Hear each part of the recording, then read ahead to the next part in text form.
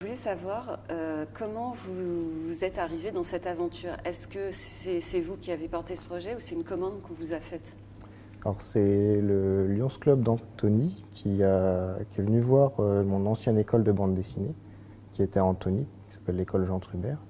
Donc c'est à la base les membres du Lions Club qui ont eu cette idée de créer une bande dessinée en relief, même s'ils n'avaient aucune idée de la manière dont ça pouvait être fait ou si ça existait. Enfin, c'était vraiment juste une idée qui leur est venue. Donc ils sont venus voir les anciens élèves de l'école et ils ont proposé le projet pour y réfléchir, pour se retrouver, créer un petit groupe de travail. Et moi j'ai trouvé ça très intéressant, donc je me suis porté volontaire pour participer au projet, leur donner des renseignements pour tout ce qui est conception d'une bande dessinée. Et c'est comme ça qu'on a débuté tout doucement sur ce projet. Donc je sais que vous avez un style réaliste et j'imagine que là, vous avez dû adapter votre dessin. Comment vous avez appréhendé la construction? Comment vous avez réfléchi à tout ça? Alors en effet, pour créer ces ouvrages, il a fallu combiner les codes de la bande dessinée aux codes du dessin tactile. Il y a des codes qui existent depuis longtemps pour le dessin tactile, mais qui étaient utilisés surtout pour de la documentation, des ouvrages documentaires sur des plans ou des architectures ou ce genre de choses. Donc les codes existaient et le travail c'était vraiment de trouver comment combiner les codes de la BD et du dessin tactile. Et c'est comme ça qu'il a fallu adapter dès le départ l'histoire de la bande dessinée, le style graphique, sachant que le braille prend beaucoup de place, que les dessins doivent être assez grands. Donc c'est pour ça qu'on se retrouve avec simplement 2 cases par page maximum. C'est alors drôle, entre guillemets, ce rapport à l'image et au toucher.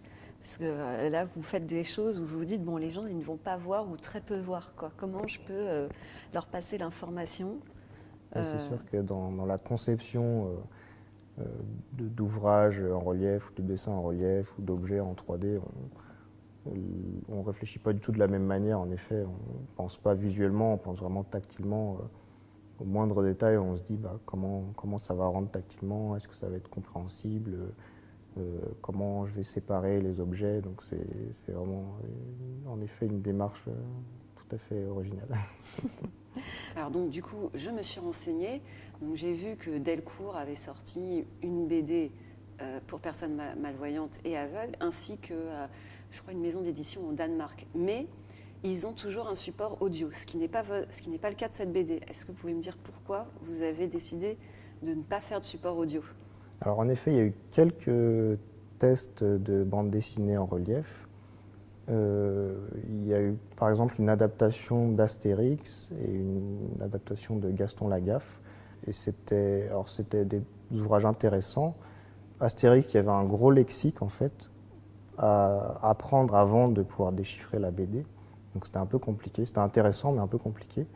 Pour Gaston, c'était plus montrer ce que c'était qu'une BD, en fait, expliquer le principe de cases, de bulles, donc c'était aussi assez intéressant.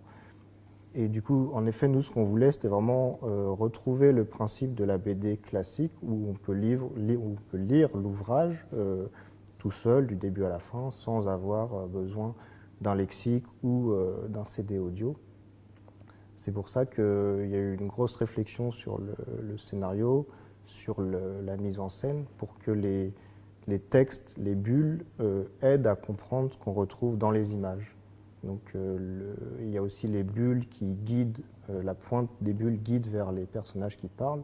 Donc finalement, les codes de la BD aident vraiment à découvrir l'image tactile. Donc c'est vraiment...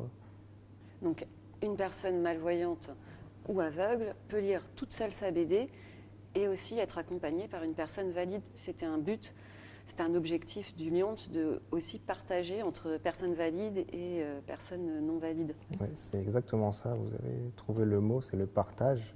Donc l'idée c'est que l'ouvrage puisse être partagé par tous les lecteurs, donc les lecteurs non-voyants, les lecteurs malvoyants et bien sûr les voyants qui peuvent lire parce qu'il y a le texte en braille mais aussi le texte imprimé en noir, en gros caractères.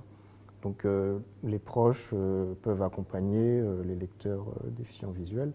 Donc c'est vraiment aussi l'intérêt de ce genre d'ouvrage. Oui, parce que lire une BD, c'est un moment intime, qu'on soit à 1 ou à 2. Alors le premier album qui est sorti, c'est Poursuite en ville, C'est ça. donc qui était en noir et blanc.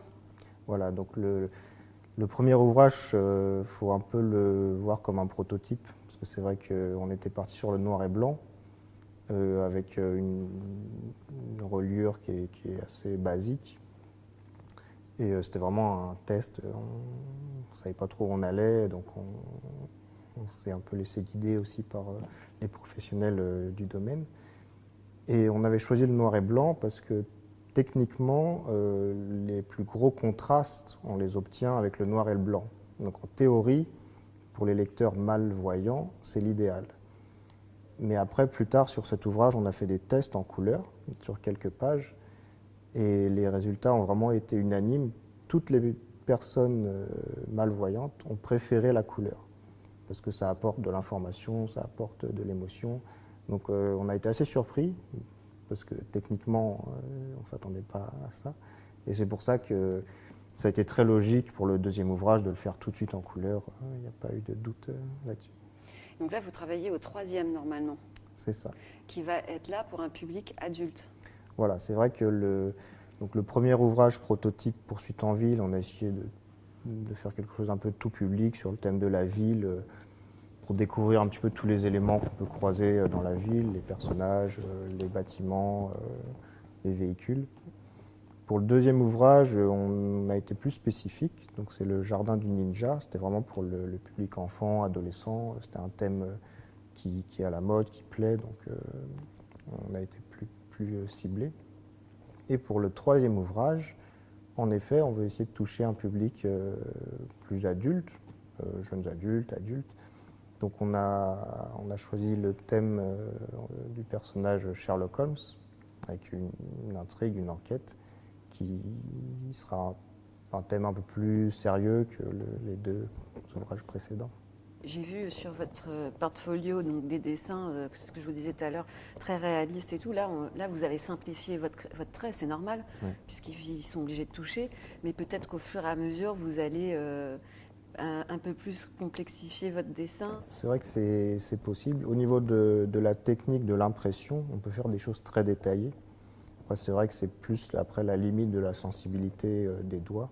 Déjà, entre le premier album et le deuxième album qui est sorti, il y a déjà une évolution du graphisme. En effet, le deuxième album est plus précis, il y a un peu plus de détails, c'est un petit peu plus réaliste. Après, pour l'instant, je pense qu'on est quand même à une limite en ce qui concerne le niveau de détail, c'est déjà assez élevé. Après, une possibilité, c'est de changer de format, de faire des images plus grandes où on peut faire des dessins plus détaillés. D'ailleurs, pour le prochain album, donc sur Sherlock Holmes, on a prévu de modifier légèrement le format. Ce sera un livre illustré. Donc ce sera des pages avec que du texte et des pages avec que des illustrations. Ça permettra de réaliser une histoire plus complexe, parce qu'on aura plus de place pour le texte. Et en même temps, on aura aussi plus de place pour les images. Donc on pourra faire des illustrations pleine page, plus détaillées, plus complexes. Et ça permettra de varier les supports. Là, on a vu que la BD, ça fonctionne bien. C'est un support que les lecteurs apprécient beaucoup. Et là, on aimerait bien tester autre chose pour voir ce que ça donnerait. Et vous, est-ce que vous avez vu les gens lire votre BD ? Oui, on organise régulièrement des ateliers de lecture tactile. Donc que ce soit pour les ateliers sont ouverts aux lecteurs donc, aveugles, aux lecteurs malvoyants, mais aussi aux voyants qui peuvent découvrir l'album sous bandeau, donc qui sont en conditions aussi réelles de lecture tactile. Parce que, en fait, lors de vos ateliers, vous initiez vraiment les gens à la lecture tactile, c'est-à-dire vous leur dites quoi, posez vos mains, qu'est-ce que vous sentez Alors oui, déjà, il faut expliquer ce que c'est qu'une BD. Donc, dans l'ouvrage, il y a une première page qui explique un petit peu le principe des cases, des bulles. Donc il y a déjà 7 phases d'explication. Et après, en effet, expliquer un petit peu comment comment décrypter la page, les étapes. D'abord, regarder l'ensemble de la page, ensuite trouver les textes, ensuite les bulles qui guident vers les personnages. Et il y a quelques astuces pour la lecture tactile, par exemple utiliser les deux mains. Souvent il y a une main qui reste assez fixe sur un élément, une autre qui découvre ce qui se passe autour. Donc il y a quelques petites règles comme ça à découvrir. Mais au final c'est assez rapide, même pour les voyants qui n'ont vraiment pas du tout l'habitude de la lecture tactile. Ça peut devenir assez instinctif assez rapidement finalement. Et on finit, et vous, alors à part l'image au bout des doigts, vous avez d'autres projets où vraiment vous vous consacrez à ça Alors j'ai pas mal d'autres projets en parallèle de mon travail pour l'association L'image au bout des doigts. J'ai régulièrement des commandes de bande dessinée classiques. Je me suis pas mal spécialisé dans le scénario, donc j'ai souvent des commandes de scénario avec des collègues qui s'occupent du dessin et de la couleur. Et en parallèle, je travaille aussi à l'Institut national des jeunes aveugles. Je suis graphiste à mi-temps. Et c'est un travail justement qui se rapproche de ce que je fais pour les ouvrages tactiles. Donc je suis graphiste et je m'occupe de tout ce qui est documents graphiques adaptés pour les cours, pour les élèves. Donc tout ce qui est support de cours avec des schémas, des dessins. Et je m'occupe aussi de l'impression 3D. Parce que l'Institut a 2 imprimantes 3D, ce qui est vraiment très utile pour les élèves justement malvoyants et non-voyants, pour concevoir des objets en 3D, pour vraiment avoir une notion plus claire de tel ou tel. Ça peut être des monuments, ça peut être des objets de physique, de chimie, des animaux, enfin ça peut être vraiment tout ce dont les élèves ont besoin pour les cours. Ben, merci beaucoup.